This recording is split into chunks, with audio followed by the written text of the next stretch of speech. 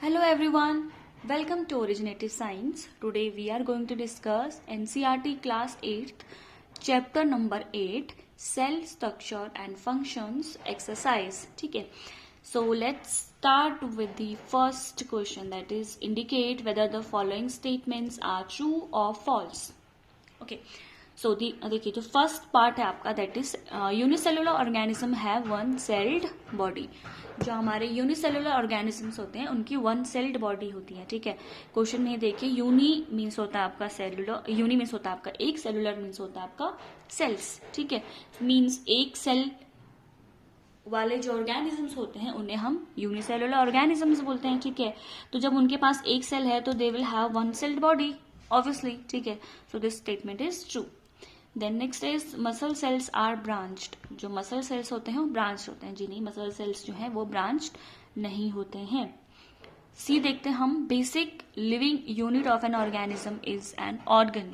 ठीक है, देखिए ये चैप्टर पढ़ने के बाद हमें इतना तो समझ में आ ही गया होगा. ठीक है, कि जो एक लिविंग ऑर्गेनिज्म की बेसिक लिविंग यूनिट होती है वो सेल होता है, ऑर्गन नहीं होता है. ठीक है, क्योंकि जो हमारे सेल्स हैं, जो ग्रुप ऑफ सेल्स होते हैं वो टिश्यूज बनाते हैं और ग्रुप ऑफ टिश्यूज जो है आपके ऑर्गन बनाते हैं. ठीक है, तो हम एक बेसिक लिविंग यूनिट की अगर बात करें ऑर्गेनिज्म की तो वो सेल होगा. ठीक है, then D part is amoeba has irregular shape. Amoeba का जो बॉडी शेप है वो इरेगुलर होता है. ठीक है, दैट इज ट्रू.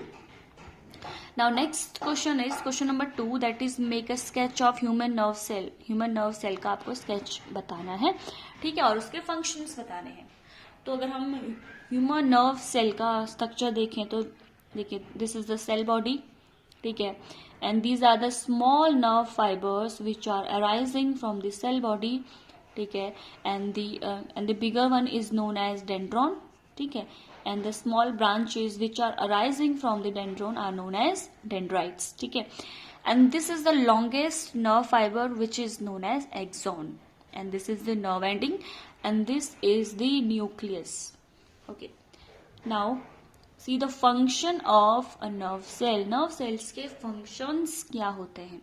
ठीक है, एक्चुअली जो नर्व सेल्स होते हैं, नर्व सेल्स का काम होता है हमारी बॉडी में सेंसेशंस क्रिएट करना. ठीक है, दूसरा ये क्या करते हैं, हेल्प करते हैं मैसेजेस के ट्रांसफर में from our body to our brain और from our brain to our body.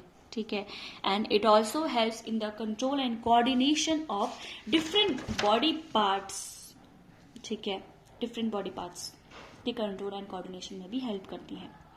Now we will move to the third question, that is write short note on following. आपको इसमें शॉर्ट नोट बताने हैं, लिखने हैं. ठीक है, देखिए साइटोप्लाज्म है. साइटोप्लाज्म हमें पता है, साइटोप्लाज्म जो है हमारे सेल के बीच में का मतलब मैं बताऊं अगर आपको, तो न्यूक्लियस और जो सेल मेम्ब्रेन होता है उसके जो है मिडिल में हमारा जो साइटोप्लाज्म वो प्रेजेंट होता है और it is a jelly like substance. ठीक है, दूसरा जो हमारी जितनी भी सेल ऑर्गेनेलीज होती है, माइटोकॉन्ड्रिया हो गया, गोल्गी अपैरेटस हो गया, राइबोसोम हो गया, ये सारे के सारे हमारे साइटोप्लाज्म में ही एम्बेडेड होते हैं.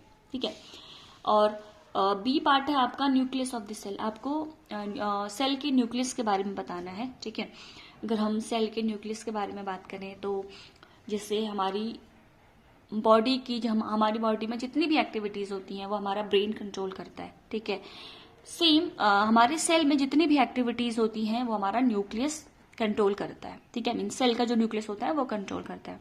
ठीक है, तो जो न्यूक्लियस है वो काफी इंपॉर्टेंट कंपोनेंट है आपके लिविंग सेल का. ठीक है, ये स्फेरिकल होता है और आपका ये सेल के सेंटर में प्रेजेंट होता है. ठीक है, न्यूक्लियस में जो है हमारे थ्रेड लाइक स्ट्रक्चर्स प्रेजेंट होते हैं जिन्हें हम क्रोमोसोम्स कहते हैं, एंड विच कैरी जीन्स, जो जीन्स कैरी करते हैं और हेल्प करते हैं इनहेरिटेंस और transfer of characters from parents to the offspring. ठीक है, and nucleus it also act as a control centre of the activities of the cell. Next है आपका question number 4, which part of the cell contain organelles. ठीक है, cell organelles कहाँ present होती हैं. अभी भी हमने ये बात डिस्कस करी थी कि जितनी भी सेल ऑर्गेनेलीज होती हैं वो हमारे साइटोप्लाज्म में एम्बेडेड होती हैं. ठीक है, चलिए हम अब नेक्स्ट क्वेश्चन की तरफ बढ़ते हैं, that is question number 5. Make a sketch of animal and plant cell and state 3 differences. हमें इसके बारे में 3 डिफरेंसेस बताने हैं प्लांट सेल और एनिमल सेल के बारे में. ठीक है, तो this is the plant cell and animal cell का आपको स्ट्रक्चर दिखाई दे रहा होगा. ये हमारा प्लांट सेल है, this is animal cell.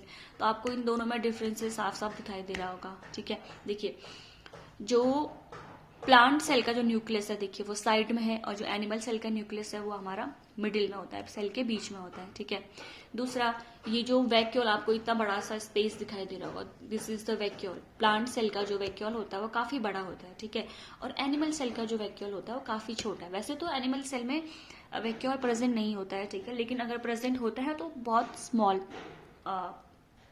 Size का होता है. ठीक है, दूसरा आप यहाँ देखेंगे तो जो प्लांट सेल है उनमें सेल वॉल प्रेजेंट होती है, बट एनिमल सेल में कोई भी सेल वॉल प्रेजेंट नहीं होती है. ठीक है, तीसरा देखिए आप यहाँ पे क्लोरोप्लास्ट है.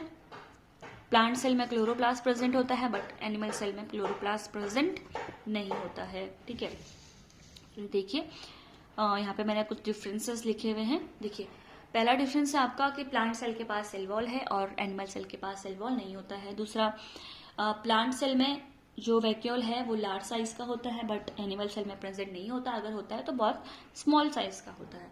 दूसरा in plant cell chloroplast is present. Plant cell में जो है क्लोरोप्लास्ट प्रेजेंट होता है, बट एनिमल सेल में क्लोरोप्लास्ट प्रेजेंट नहीं होता है.